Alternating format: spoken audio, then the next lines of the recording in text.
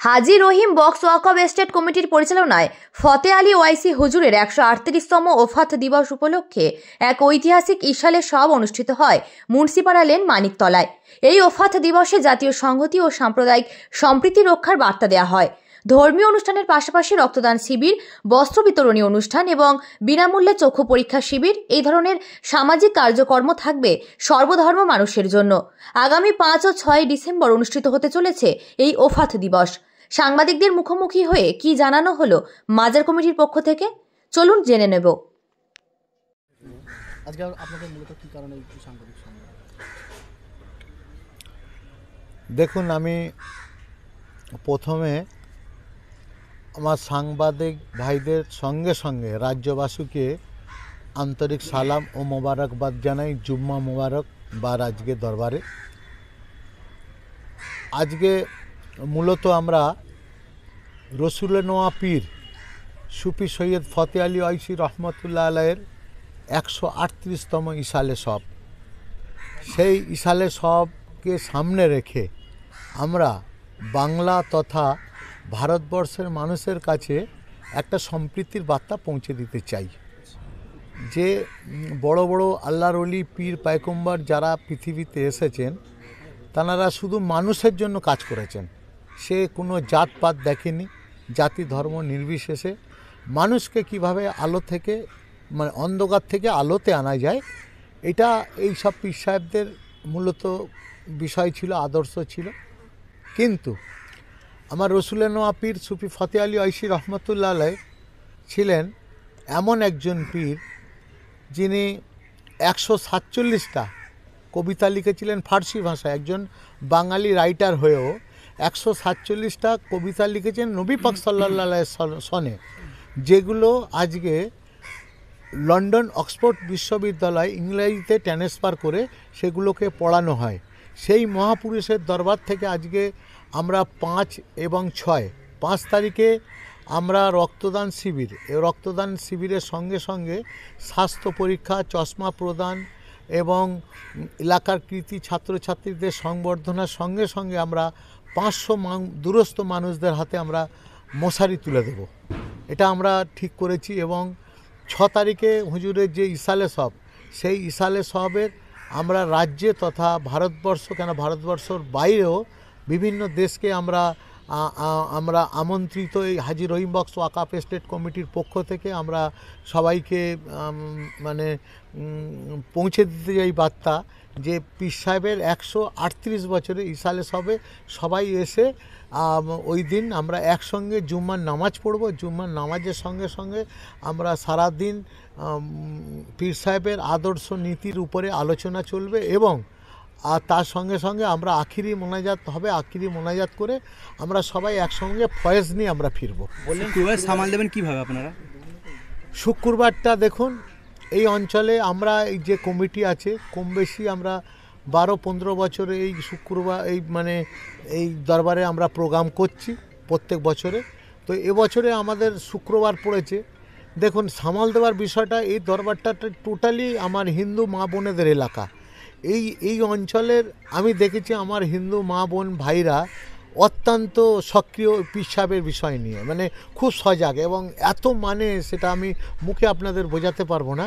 আমার তো মনে হয় যে শুক্রবারের যে বিষয় আমাদের নামাজের ব্যাপারটা আছে, আমার এই অঞ্চলের মানুষ, আমার মা বোন ভাইরা এবং সমাজের বিভিন্ন স্তরের সম্মানীয় মানুষরা আমাদের সঙ্গে সহযোগিতা করবেন। আমাদের জুম্মার নামাজে যত মানুষ হোক আমরা জুম্মার নামাজ আমরা আদায় করতে পারবো, এটা আমাদের বিশ্বাস। যে রক্তদান শিবির আপনাদের অনুষ্ঠান হচ্ছে, যে কে কারা বিশিষ্ট ব্যক্তি?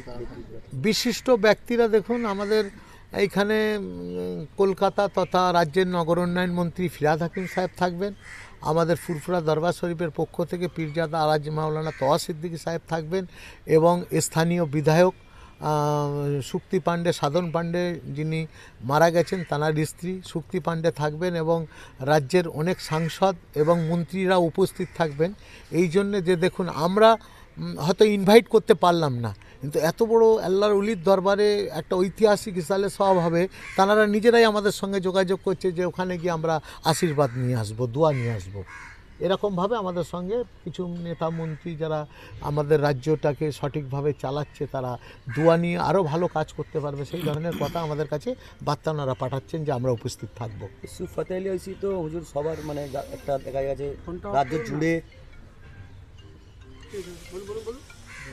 রাজ্য জুড়ে যে পীরের নাম শোনা গেছে, তা এই দীর্ঘদিন ধরে যে মাজার অবস্থা ঠিকঠাক হচ্ছে কি, কোথায় নিয়ে যাবেন এই মাজারটাকে? দেখুন, আমাদের যারা পূর্বপুরুষ ছিলেন তারা এখানে ছিল কম বেশি আল্লাহর রাস্তার কাজ, আল্লাহর অলির দরবারে, আল্লাহর মসজিদ, আল্লাহর ঘর, এই সমস্ত বিষয়গুলো কোন সময় কিভাবে কাদের হাত দিয়ে আল্লাহ করিয়ে নেবেন বেশক আল্লাহই জানেন।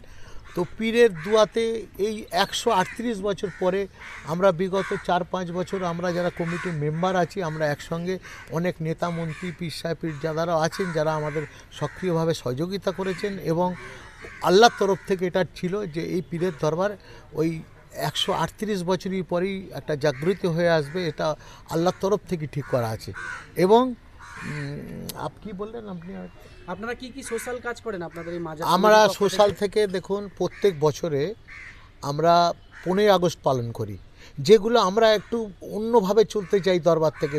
দরবার নিয়ে যারা মসজিদ মাজার শরীফ তারা জাতীয়তাবাদী চিন্তা, হ্যাঁ, জাতীয়তাবাদী বলতে কি যে ধরুন আমরা টোটালি ধর্মের বিষয়টা আমরা চিন্তা করি না, আমরা চিন্তা করি যে শিক্ষার দিকে অগ্রসর হয়ে মানুষকে কিভাবে শিক্ষায় শিক্ষিত করাবে, বস্ত্রহারা মানুষকে আমরা বস্ত্র দিয়ে তারা কিভাবে বাঁচবে, গৃহহারা মানুষকে যারা গৃহহীন হয়ে যাচ্ছে তাদের পাশে দাঁড়িয়ে আমরা এই ধরনের, আমরা কোনো জাতপাত দেখব না। মেধাবী ছেলে মেয়েদেরকেও কি আপনারা অর্থ সাহায্য করেন? হ্যাঁ, আমরা মেধাবী ছাত্র ছাত্রী এবং অসুস্থ মানুষ, ধরুন কোনো রকম কারো কন্যা বিদায় করতে পারছে না, আমরা এই দরবার থেকে আমরা সহযোগিতা করি, আমরা পাশে থাকার চেষ্টা করি।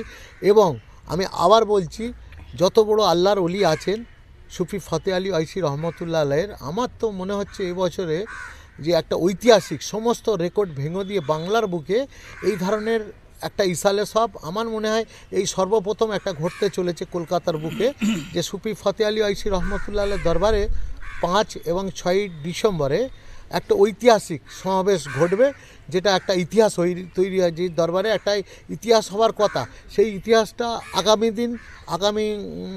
5 এবং 6 ডিসেম্বর বৃহস্পতিবার শুক্রবার আমার মনে একটা ঐতিহাসিক ইসালে সব এখানে পালন হতে চলেছে।